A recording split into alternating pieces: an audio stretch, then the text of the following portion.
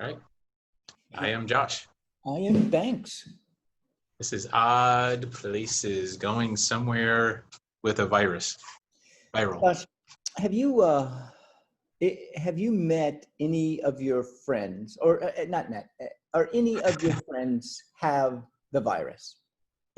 How far is the separation of the virus to you? It's 2 degrees of separation. I don't know that I know anyone personally that has it.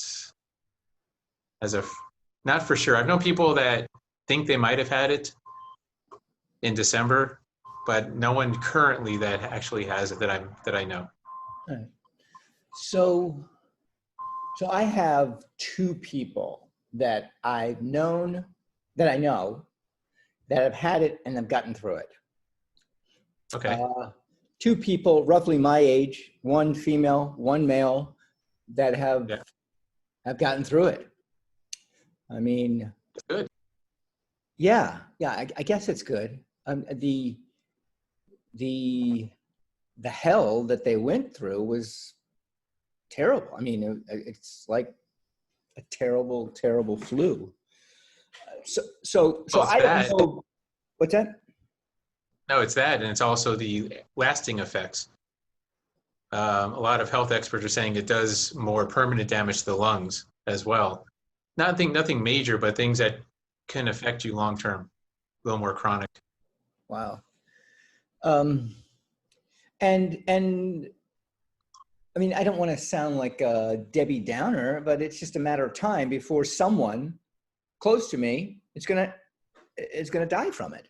I mean, the way the numbers are, the way the statistics are, the metric is that someone close to me, family, friend, whoever, is going to get it and not make it.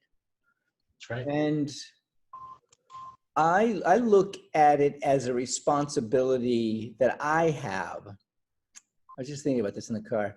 My responsibility is to make sure I don't give it. That's first. Second is make sure I don't get it. Right. So it's giving it the highest priority. I do and majority of us don't even know if we have it or not. It is not to give it and not to get it, and in that order. I'm with you on that. We've discussed the role of masks and social distancing and being socially conscious, right? I just saw an advertisement for a local restaurant just down the street from me. They call it Patriot Day. I'm not even joking about it. This Saturday is Patriot Day. You know what that means? Come on in. If you're not wearing a mask, mask-free zone. If you're not wearing a mask, you get a discount. What kind of bull crap is that? Well, it goes back to your idea of ignorance. They don't know. They just don't. But they're increasing the chances of you getting it and increasing the chances of, if you have it, possibly transmitting it too. Only if I patronize their establishment. Are you sure? What if your friend patronizes and then comes and sees you, something gets on the table while you're having coffee with that person, you touch your face by accident, and bam. I get it. I get your point in that regard. Yeah. Yeah. It goes back to, they just don't know. I think, this is what I think. I think they're ignorant to the idea of what's going on. I mean, they don't believe it. I think you're being too nice. I'm going to call it spoiled assholes. That's what we are. We're society of spoiled assholes. So you're going to go to first world problem again, aren't you? Well, it's a disease, man. Our first world privilege and our first world benefits is a disease. It's killing us, literally killing us. It is. Okay. So I'm going to go the other route. Don't we have the right to kill ourselves? I mean, yes, we don't have the right to kill other people. That's the problem. Okay. So I mean, this goes to euthanasia. I mean, do we have the right to euthanasia? Yeah, euthanasia, and it is in some states where you can have assisted euthanasia. Okay. So what if this is slow euthanasia? I mean, what if it, I mean, this is just people saying, I don't care. I mean, But you can't make that choice for someone else. You can't choose for me and say, I want to euthanize you. You can't, that's not okay, right? I get it. I get it. I get it. Yeah, I get it. Yeah, when we talked about our rights and our privileges, and you said your right for freedom of speech does not supersede my right to stay alive. Correct. So I get that. All right, let's think as far. What does it take? What does it take for your store to realize, oh my gosh, we're doing it wrong? I mean, we do not like to turn back and go, I did it wrong. History was not on my side. History was on the other side. What does it take in order for change to happen and go, all right, everybody that comes into my store is wearing a mask? Unfortunately, what has to happen, and the way you get past being spoiled, it has to affect you directly. See, spoiled is where it doesn't really hurt me, so I don't care about anyone else. I don't care who else it screws up, but I'm okay. When it hurts that store economically, when they get shut down because they're sourced, they basically, it spreads, and they can locate and they can trace it back to that place, and they shut it down, the health department shuts it down, then it hurts them. That's when they're going to see the light.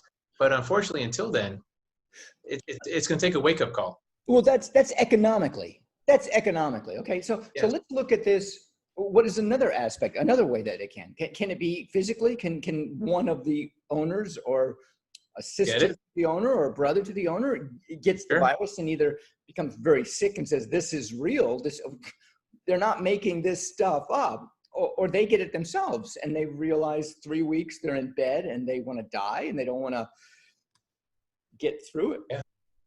I mean, absolutely, but it has to affect them personally is the point, right? So you're saying because we are spoiled, because we are first world country citizens, we're spoiled, that we're going to continue doing this until we wake up. Now, why then do you and I have a differing opinion than the store owner? Because we appreciate what we have, and that's what it comes down to. I believe we actually appreciate, and we have empathy. We can empathize with another person's life, right? And we can also rationalize in this way. The inconvenience of wearing a mask, no one likes wearing a mask, but let's say that inconvenience is worth, just in case the health experts are right, in case science is right, which it usually is, it's worth that inconvenience if it means protecting another life. We've made that rational decision out of information, critical thinking, where a lot of folks, it's just an immediate defensive reaction. I'm not doing it. You're taking away my rights, blah, blah, blah, blah, blah. All that crap. Okay, so something, I mean, we don't come across this without a fight. Okay, whatever you fall on it, like we need the mask or we don't need the mask. You're saying that in order for me to change, to go to the other side and go, you know what, this is all BS, this is not real. For me to go there is as hard as for them to go on the other side? Well, for you to go there, you've got to reject science, you have to reject rational thought, and you have to reject any little bit of empathy and feeling you have for another human being. If you can reject those things, open arms, baby. They'll welcome you right in. I don't know how else you get there. Yeah, I don't know either. I just, you know, I'm not gonna, you know what though? I don't, my background is performing. I get an audience for 45 minutes and I can take them on a journey and tell them a story and do stuff with them for 45 minutes. After 45 minutes, they go out and they're themselves. I mean, they might be laughing and jovial and having fun with me. I'm not changing anybody's lives, okay? And you and I with this, how am I changing someone's life? Well, look at if they hadn't seen you perform for 45 minutes, what would they have been doing? And what would they have been doing differently without, you don't know what your time with them has inspired, has changed the way they see something, has made them laugh at something they once considered they were offended by, but now it's more jovial. You don't know how those lives have changed, but they're not the same. They cannot be the same. Okay, so they're not the same. However, I, I conjecture, that's all this is.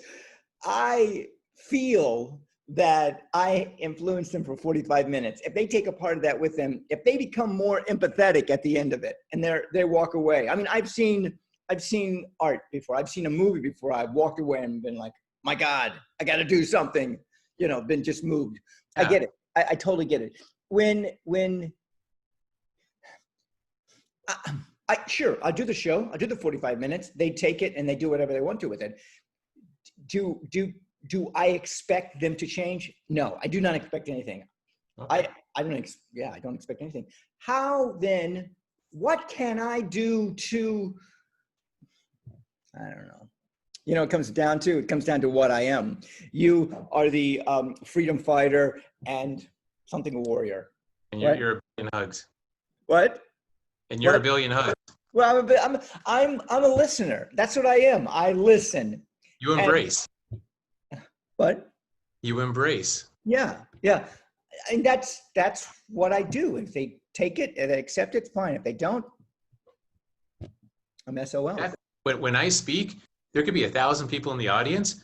If one person takes something away of value and they do something with it, that entire talk was a success. Even though 999 of them are going to go back to their old routines and habits, not do a thing, that one person, that makes that entire talk a success. Yeah. I'm Banks. I'm Josh. Odd places going. Viral. Yeah.